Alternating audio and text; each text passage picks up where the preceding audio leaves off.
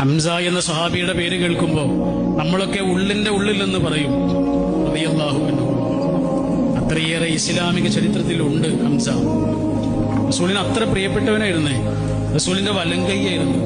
റസൂൽ അദ്ദേഹത്തെ വിളിച്ചതുപോലും ഹംസത്തുൽ ഖറാർ എന്നാണ്.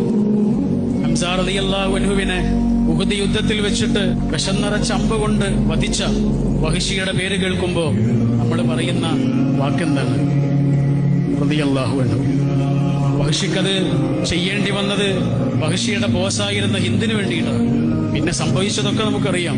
ഹിന്ദ് എങ്ങനെയാണ് ആ പ്രതികാരം തീർത്തത് എന്ന്. എത്രമേൽ വലിയ പകയുടെ മിനാരമായിരുന്നു ഹിന്ദ് എന്ന് നമുക്കറിയാം. ഹിന്ദ് ഇസ്ലാം സ്വീകരിക്കാൻ വേണ്ടിയിട്ട് റസൂലുള്ളാഹിയുടെ മുന്നിലേക്ക് വരുന്നൊരു വരവുണ്ട്.